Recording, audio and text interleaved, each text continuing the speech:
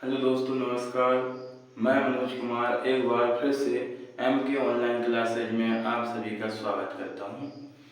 बेटा, हम पहले NTPC का बैच लेने वाले थे, लेकिन आपके टीचर्स हैं जो नहीं हो पाए, इसलिए आप बेफिक्र रहिए।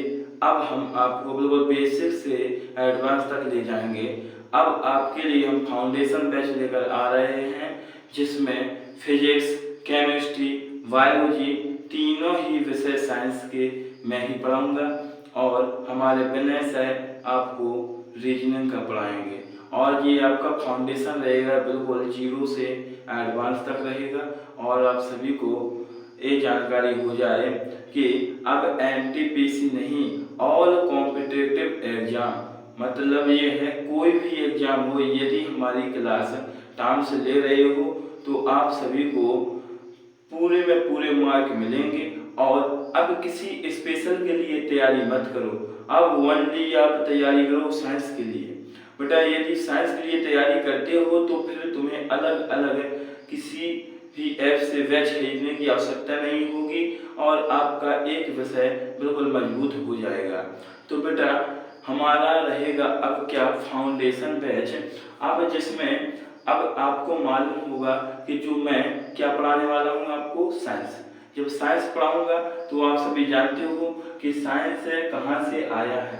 तो पहले तो मैं इनकी जानकारी दूं। पहले एक बात सुनो, पहले आज इंट्रोडक्शन देने वाला हूँ, आप सभी को इंट्रोडक्शन दूंगा, मतलब इसका परिचय दूंगा। ये साइंस की उत्पत्ति कहाँ से हुई है, कहाँ अब ये कैसे चल रहा है, किस प्रकार विकास हुआ है साइंस के माध्यम से। तो बेटा, आज हम साइंस की डिटेल जानकारी लेंगे और हमारी 1 अक्टूबर से क्लासें चलने लगेंगी और सभी लोग क्लास को देख लिया करें। हमारे क्लासें रिकॉर्डेड फॉर्म में भी हो जाएंगे, इसलिए आप सभी से अनुरोध है कि सभी बच्चे 1 अक्टूबर से जुड़ना ना भूलें और सभी लोग कंटिन्यू क्लासें रहें। और इसमें क्या है बेटा कि तुम्हें फाउंडेशन बैच मिल रहा है। इतना समझो, फाउंडेशन मतलब तुम्हारा साइंस का पूरा ऑल कॉम्पिटिटिव एग्जाम, किसी भी एग्जाम के लिए आप तैयारी कर सकते हो। कोई भी एग्जाम हो, तुम्हारा NTPC का हो, टेक्नीशियन का हो, ALP का हो, या तुम्हारा SSC लेवल से है, या तुम्हारा कांस्टेबल स्तर से है, या फिर तुम्हारे लिए क्या है उसमें CGL वगैरह, मतलब तुम्हें GS अलग से पढ़ने की आवश्यकता ना होगी। तो बेटा, साइंस में तो एकदम तुम पक्के हो जाओगे यदि तुम साइंस की पूरी क्लास लेते हो तो, क्योंकि अब तुम्हें मालूम होगा। देखिए, साइंस SCIENCE,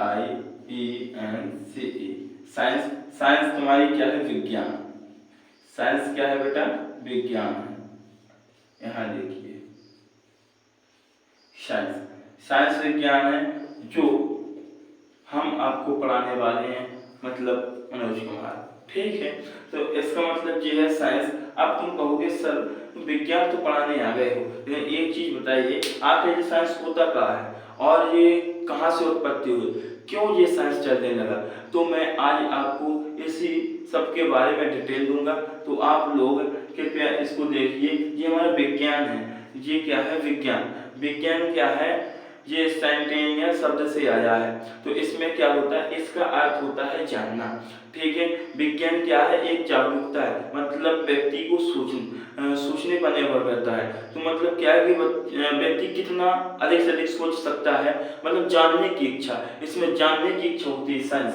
अब बेटा एक चीज बता दूं, इसी साइंस है कि यदि मैं डेफिनेशन की बात करूं, इसी साइंस की डेफिनेशन की बात करूं, वैसे डेफिनेशन पूछी नहीं जाती, आपकी जानकारी के लिए मैंने बोला है कि यदि मेरी 1-2 क्लास एक्स्ट्रा भी लगती तो कोई दिक्कत नहीं, लेकिन आपका फाउंडेशन है तो इसका मतलब ये है कि आपको जीरो से आना चाहिए। कोई भी क्वेश्चन हो आपका छूटना नहीं चाहिए। जानकारी के लिए मैं बता दूं बेटा, साइंस की यदि मैं बात करूं तो फिर कहने को क्या बहुत लंबी भाषा हो जाएगी, लेकिन आपको क्या करना है, एक टेक्निक के माध्यम से समझना है। बेटा जैसे मैं टेक्निक बता दूं, इसकी क्या करोगे तुम, क्या सु सु करना, क्या होता है बेटा, सु करना। सु करना मतलब क्या होगा तुम्हारा, इसका मतलब होता है सुव्यवस्थित, सुसंगठित, और यहाँ क्रमबद्ध ज्ञान को, क्या बेटा, क्रमबद्ध ज्ञान को विज्ञान कहते हैं। बात समझ में आ गई। सुव्यवस्थित, सुसंगठित एवं क्रमबद्ध ज्ञान को विज्ञान कहते हैं।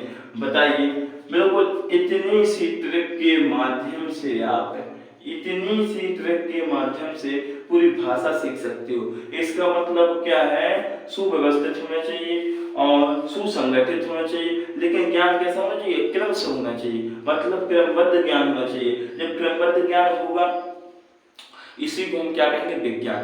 अब बेटा एक चीज बता दूं, लिखने को तो मुझे लिखना नहीं है, मैंने आपको जानकारी के लिए ओनली बताया है, ठीक है। जो बच्चा सीखना चाहता है वो सीख सकता है। इसके बाद बेटा देखिए, यदि कहा जाए साइंस को, इस साइंस को हमने कितने 3 भागों में डिवाइड किया है बेटा। इस साइंस को कितने 3 भागों में डिवाइड किया है। यदि यहाँ पर देखिए बेटा, मैं कहूँ क्या, फिजिक्स से क्या है, फिजिक्स, क्या है, फिजिक्स, ठीक है। क्या है बेटा जी, फिजिक्स है। तो फिजिक्स में क्या होगा, देखो यहाँ पर एक काम करो, ऐसे करो, फिजिक्स, ठीक, फिजिक्स हो गया। अब इसका मतलब क्या होगा तुम्हारा, भौतिकी, क्या रहेगा, भौतिकी, भौतिकी हो गया। इसका हिंदी अर्थ होता है बेटा, क्या होता है, हिंदी अर्थ क्या होता है, भौतिकी होता है। इसके बाद आएगी केमिस्ट्री, CHEMISTRY, केमिस्ट्री, इसको कहेंगे रसायन, रसायन, और केमिस्ट्री रासायनिक होती है, जिसे केमिस्ट्री साइंस को कहेंगे रसायन विज्ञान। और इसके बाद आएगी तुम्हारी बायोलॉजी,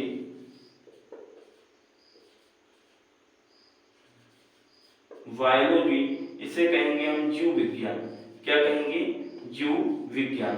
तो बेटा यहाँ देखिए, इन की 3 शाखाएं बनी हैं, फिजिक्स, केमिस्ट्री और क्या है, बायोलॉजी। तो बेटा इसमें कोई और अलग से पढ़ाने नहीं आ रहा है, मैं ही आपको तीनों विज्ञान पढ़ाऊंगा, फाउंडेशन, मतलब क्या है, तुम्हारा साइंस का पूरा फाउंडेशन देने जा रहा हूँ। तो आप सभी लोग इससे निश्चित हो जाइए कि हमें विज्ञान कहीं से सीखने की जरूरत है। विज्ञान मैं ही आपको सिखा दूंगा और बड़े ही अच्छी कॉन्सेप्ट में समझाऊंगा, जैसे इसको भी याद नहीं करना पड़ा, ऐसे में टेक्निक वगैरह भी बताता रहूंगा। तो इसमें बेटा आप कहोगे सर ये तीनों विषय हैं तुम एक साथ पढ़ाओगे, बेटा देखो मेरे पास टाइम तो मिलता नहीं है। देखो जैसे मेरी ऑफलाइन भी क्लासेस चलती हैं और ऑनलाइन आपको भी पढ़ाना है और कॉलेज वगैरह में पढ़ाने जाते हैं, इसलिए टाइम नहीं मिल पाता। और यदि टाइम मिलेगा तो हो सकता है मैं आपको 1-2 क्लासें और लगा दूं, लेकिन अभी के लिए बता दूं आपकी पहली क्लास चलेगी क्या, फिजिक्स की, क्या है कराना मुझे ही है, बिल्कुल बेसिक से कराऊंगा, ठीक है बेटा, बिल्कुल बेसिक से कराने वाला हूँ। और इसमें तीनों विज्ञान मैं ही पढ़ाऊंगा और बिल्कुल इसकी जड़ से जानकारी दूंगा, कोई कंफ्यूजिंग ना लगे। तो बेटा हमारा टॉपिक क्या है, अब हमारे पास आएगी क्या, फिजिक्स, हमें पढ़ना है क्या, फिजिक्स। फिर इसके बाद पढ़ेंगे केमिस्ट्री और बायोलॉजी। बेटा तुम लोग भूल जाओगे कि रटना है, रटना तो बिल्कुल पढ़ेगा ही नहीं, क्योंकि यदि रटना पड़ा तो तुम्हें पढ़ने का क्या फायदा। ऐसे तो आप किताब से भी रट सकते हैं, यदि यही तो फायदा होता है पढ़ने का। यदि तुम पढ़ोगे तो कार्य से वही कॉन्सेप्ट पढ़ पाओगे जो हाँ जरूरी है, और दूसरी बात याद करने में सहूलियत हो। ऐसा ना हो रटना पड़ा तो का मतलब इससे बेहतरीन तो किताब ही है तो चलो रट लें, उसमें भी पूरा कॉन्सेप्ट मिल जाएगा, लेकिन नहीं। इसलिए मैं आपको बिल्कुल स्टेप बाय स्टेप पढ़ाता जाऊंगा। अब बेटा हम जानकारी लेंगे यहाँ से फिजिक्स से। आप कहोगे सर आखिर ये फिजिक्स है क्या। जैसे आपने जानकारी दी कि विज्ञान क्या है, ऐसे हमारी फिजिक्स है क्या। तो फिजिक्स के बारे में मैं बता दूं आपको, ये भौतिकी है। क्या है बेटा, भौतिकी है। तुम कहोगे सर ये तो इसका हिंदी अर्थ है, ये क्या है, हिंदी अर्थ है। आखिर इसी भौतिकी और फिजिक्स का मतलब क्या है, मेन कॉन्सेप्ट बताइएगा। तो मैं आप सभी को बता दूं इसका मेन कॉन्सेप्ट क्या है। तो बेटा इसमें क्या है, जिसमें फिजिक्स से आपने देखा होगा जो हमारी प्रकृति है, मतलब ये प्रकृति से रिलेटेड होती है, ठीक है। मतलब क्या है, इसमें प्राकृतिक घटनाओं, क्या है, प्राकृतिक घटनाओं का अध्ययन किया जाता है। इसमें क्या किया जाता है, प्राकृतिक घटनाओं का मतलब बहुत की, देखो मैंने कहा था मौलिक कॉन्सेप्ट बाय कॉन्सेप्ट बताऊंगा आप सभी को। तो क्या है इसमें फिजिक्स क्या है, प्राकृतिक घटनाओं का अध्ययन। प्राकृतिक घटना सर क्या है, मतलब फिजिक्स क्या है, पहले देख लो बेटा, प्राकृतिक घटनाओं का अध्ययन है। तो क्या है बेटा, फिजिक्स क्या है, प्राकृतिक घटनाओं का अध्ययन है। अब कहोगे सर प्राकृतिक घटना मतलब ये क्या है, प्रकृति में जो घटनाएं घटती रहती हैं, प्रकृति में जो घटनाएं घटती रहती हैं उसे क्या प्राकृतिक घटनाएं कहेंगे। तो बेटा जी फिजिक्स क्या है, प्राकृतिक घटनाओं का अध्ययन है।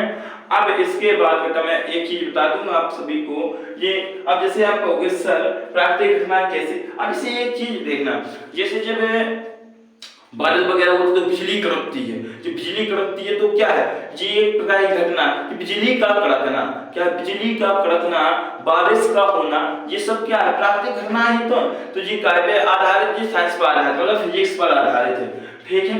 अब इसके बाद आप कहोगे सर जैसे बिजली कड़की है, बादल उमड़े, ये सब कौन सी घटना है, फिजिक्स से, मतलब हमें फिजिक्स से ही सीखना है। और इसके बाद ये जितने भी ऊर्जा होती, ऊर्जाओं का ज्ञान भी क्या है, फिजिक्स, मतलब फिजिक्स से ही हम ऊर्जाओं का ज्ञान ले सकते हैं। तो बेटा देखिए, जैसे मैं कह दूं कि मेरे पास है, जैसे कहूं हाँ ये चुंबक है, चुंबक में भी एक ऊर्जा होती है, जैसे चुंबकीय ऊर्जा कहेंगे, तो ये प्रकाश में भी एक ऊर्जा रहेगी, प्रकाशीय ऊर्जा कहेंगे। ये ऊर्जाएं क्या है, ये तो फिजिक्स है, ठीक, इन्हीं को तो हमें बड़े कॉन्सेप्ट में सीखना है। तो यहाँ पर जैसे मान लो मेरे पास ये मार्कर है बेटा, दिखाई दे रहा है, यदि मैं इसको छोड़ दूं, यहाँ पर देखना बेटा, छोड़ दूं, ये छोड़ दिया, गिर गया ना, जैसे ये मार्कर गिर गया, इसका मतलब ये है कि इसको मैंने छोड़ा है तो इसको यहीं रहना चाहिए, क्यों नीचे गिर गया, इसमें भी लॉजिक है, इसी के पीछे तो फिजिक्स है, मतलब हर चीज के कॉन्सेप्ट में फिजिक्स है। इसलिए मैं आपको बताना चाहूंगा कि ये मार्कर जो नीचे गिरा है ग्रेविटेशन के कारण, गुरुत्वाकर्षण के कारण, मतलब हमारी पृथ्वी में गुरुत्वाकर्षण होता है, जिसके कारण क्या है हमारा मार्कर नीचे चला गया। जैसे आपने देखा होगा जैसे सेब वगैरह हो या कोई भी फल हो, यदि वो ऊपर लटका है वृक्ष पर, वो वृक्ष से टूटेगा तो उसको क्या है नीचे नहीं गिरना चाहिए, तो ये नीचे आता है, क्यों आता है बेटा, ये नीचे क्यों आता है, तो नीचे आएगा तो क्या है ग्रेविटेशन के कारण, मतलब पृथ्वी द्वारा जो बल लगाया जाता है वो अपनी ओर आकर्षित कर लिया जाता है। अब इसके बाद बेटा देखिए पहले, अब जैसे आपने देखा होगा यदि कोई वस्तु है, यदि हम तेजी से ऊपर की ओर फेंकें तो क्या है हमारी वस्तु खूब ऊपर तक जाएगी, ठीक है। अब इसके बाद एक समय ऐसा आएगा कि वो थोड़ी सी रुकेगी और फिर वापसी आएगी, तो क्या है जितनी स्पीड से गई थी तो उससे 2 गुनी स्पीड से ये नीचे आएगी। क्यों ऐसा होता है बेटा, ये चीज ऐसा होता है कि जब हमने अपनी वस्तु को ऊपर की ओर फेंका तो क्या है जब ऊपर गई है वो, तो वहां पर क्या है जब वस्तु रुकती है वहां पर उसका वेग शून्य हो जाता है, जब शून्य हो जाएगा फिर क्या वो सीधे पृथ्वी द्वारा आकर्षित कर ली जाएगी और नीचे आ जाएगी। यदि हमें किसी यंत्र द्वारा किसी भी चीज द्वारा यदि वस्तु को ज्यादा और ऊंचाई तक फेंके, मतलब क्या है जब हमारी क्या है इस आकर्षण से दूर चली जाएगी गुरुत्वाकर्षण से, तो क्या है वो पलायन हो जाती है, तभी वो जा पाती है, ऐसे बाहर नहीं जा पाती है, मालूम है। और यदि बेटा एक चीज बता दूं, जैसे हमारे पास है ये इतना तो याद हो गया जी, क्या है तुम्हारे गुरुत्वाकर्षण, ठीक है। अब गुरुत्वाकर्षण तुमको एक चैप्टर मिलेगा सीधा, ठीक है। अब जैसे का आप आग वगैरह जलाते हो, आग में क्या होती है हीट मतलब तापमान होता है, तो क्या है जब तापमान रहेगा हीट है, तो हीट में आप सभी का एक चैप्टर भी है और उसी चैप्टर को आपको बड़े अच्छे से अध्ययन करना है। और इसके बाद जैसे आपका चूंकि फ्लक्स वगैरह हो गया, और ये जैसे आपने मार्ग छोड़ा तो क्या है पहले हमारे मार्ग की गति क्या थी, मतलब प्रारंभिक मान इसका क्या था, अंतिम वेग इसका क्या था, ठीक है, ये किस त्वरण से गई है, ठीक, ये सभी हमें कॉन्सेप्ट पढ़ना है और आप सभी लोग कार्य से बखूबी पढ़ेंगे इन कॉन्सेप्ट को, ठीक है। अब एक चीज बता दीजिए, यही सब फिजिक्स होती है, मैं ओनली आपको उन्हीं चीजों से रिलेटेड करा रहा हूं जो अक्सर आप देखते हो, ठीक है, इन्हीं को बिल्कुल एग्जाम्पल के तौर पर ही हम सीखते रहेंगे और सभी लोग सीखेंगे। तो बेटा इसमें मैं बता रहा था क्या फिजिक्स है, ये आपकी प्राकृतिक घटनाओं का अध्ययन। अब आप कहोगे सर ये हमारी फिजिक्स क्या है, ये फिजिक्स शब्द कहाँ से आया, तो मैं बता दूं, हमारा फिजिक्स शब्द है, जो फिजिक्स शब्द है ये कहाँ से आया है, ग्रीक भाषा से लिया गया। कहाँ से लिया है, ग्रीक भाषा से लिया गया है।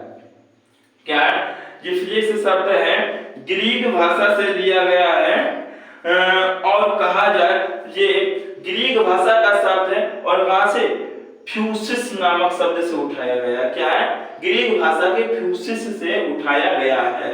बात समझ में आ गई। और इसके बाद मैं बता दूं फ्यूसिस, अब आप कहोगे सर ये ग्रीक भाषा का फ्यूसिस शब्द है, फिजिक्स क्या है, ग्रीक भाषा का फ्यूसिस शब्द है। और जब फ्यूसिस शब्द है तो आपको जानकारी होगा, हैरानी होगी, इसी फ्यूसिस शब्द है को ही प्रकृति कहते हैं, मतलब इसी को क्या प्रकृति कहते हैं। तो बात समझ में आ गई है। इसलिए मैं कहता हूँ प्राकृतिक घटनाओं का अध्ययन फिजिक्स है। तो मतलब फ्यूसिस शब्द का अर्थ होता है क्या, प्रकृति। तो इसका आपको बड़े साधारण तरीके से बताना चाहूंगा, ये प्रकृति का अध्ययन कब करेंगे, क्यों ऐसा होगा, क्योंकि ये ग्रीक भाषा का फ्यूसिस शब्द से लिया गया, और ये आखिर है क्या, ये प्रकृति का अध्ययन है। ठीक है, तो इसलिए ये प्राकृतिक होता है बेटा। अब जब हमें ये चीज ज्ञान हो जाए कि जैसे आपने इतना तो सीख लिया, चलो जी हमारा क्या है, भौतिकी है, ठीक है, फिजिक्स इसका इंग्लिश वर्ड हो गया। आखिर ये कहां से लिया गया, ग्रीक भाषा के फ्यूसिस शब्द से उठाया गया है। और इसके बाद बेटा क्या यदि मैं कहूं ये तो फिजिक्स क्या है, प्राकृतिक घटनाओं का अध्ययन है। ठीक है, इतना आप सभी को नॉलेज हो गया। अब इसके बाद आप कहोगे सर चलो हमें यही तो हिस्ट्री जाननी थी, ठीक है, जो मैंने पहले बताया है, वो आप थंबनेल पर जाकर देख लेना। उसमें कुछ ना होगा, ना तो कोई क्लास 1 होगी ना क्लास 2 होगी, कोई भी क्लास ना होगी, उसमें ओनली आपको लिखा मिलेगा ऑल कॉम्पिटिटिव, मतलब क्या रहेगा, साइंस फाउंडेशन ऑल कॉम्पिटिटिव है।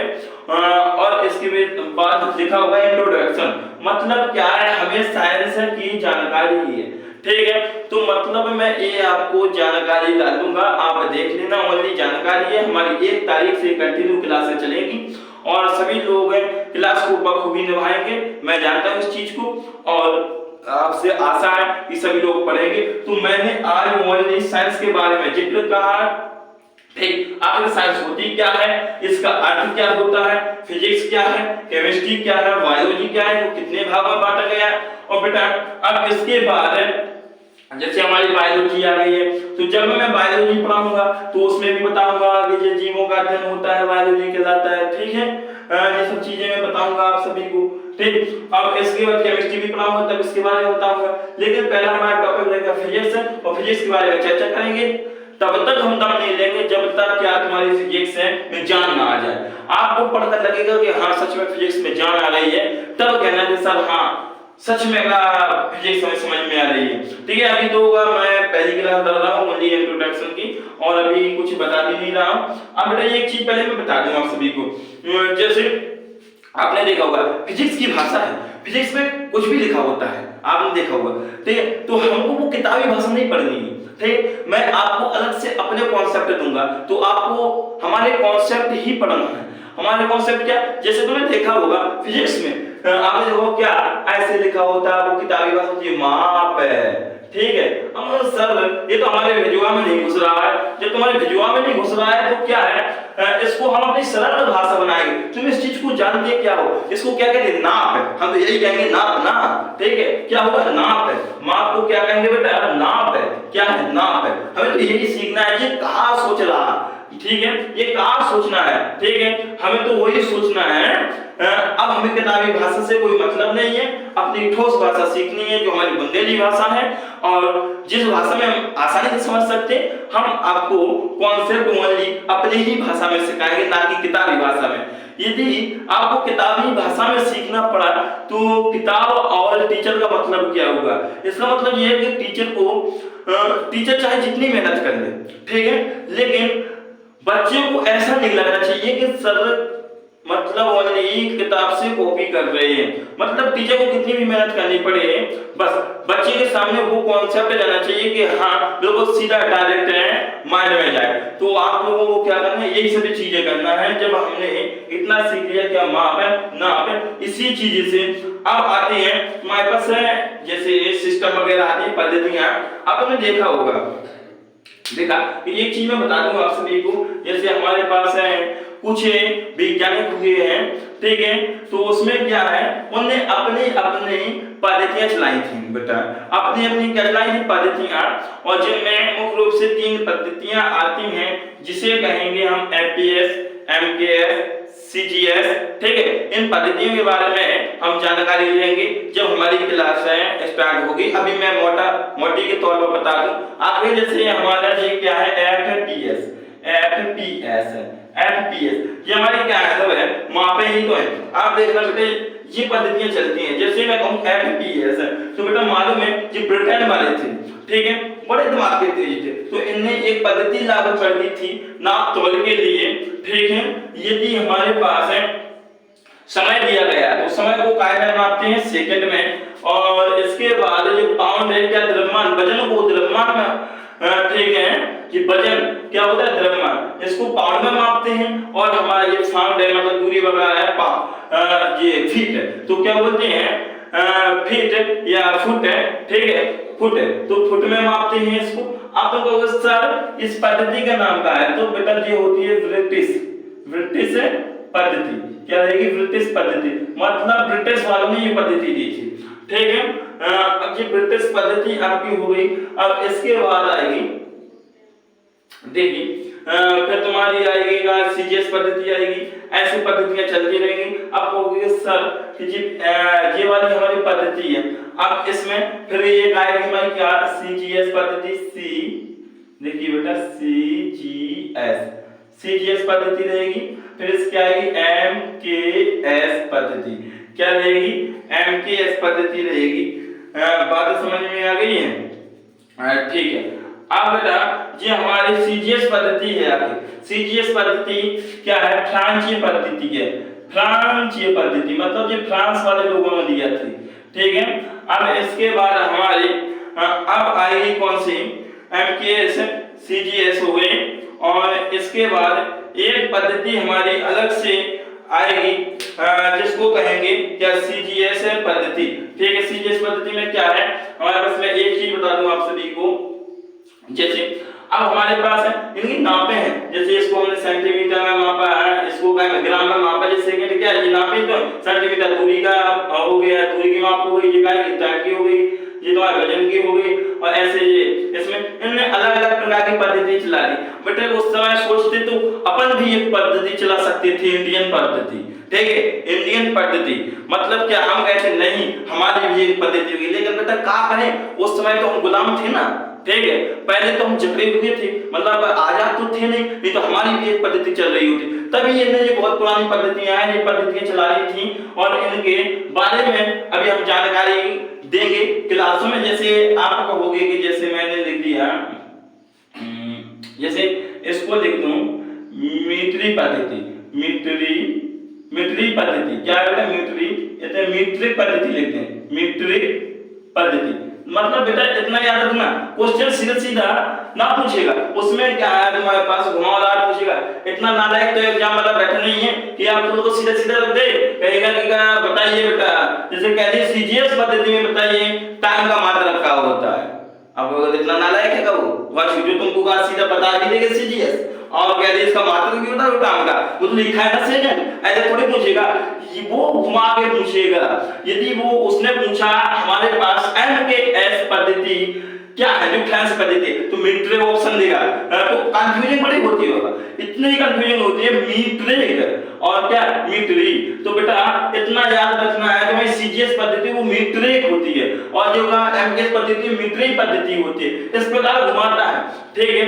तो बेटा इनके कायदे से हम चर्चा करेंगे, और आज के लिए बेटा पर्याप्त है, और हमें एक तारीख से लोग कंटिन्यू रहेंगे। ओनली आप सभी को सूचना पहुंचानी थी कि आपका जो एनटीपीसी वाला बैच था वो किसी कारणवश नहीं हो पाया है, इसलिए आप बेफिक्र रहिए, और आप कंटिन्यू जुड़िए, आपको उससे बेटर दिखा जाएंगे। और फाउंडेशन लेकर आ रहे हैं आप सभी को।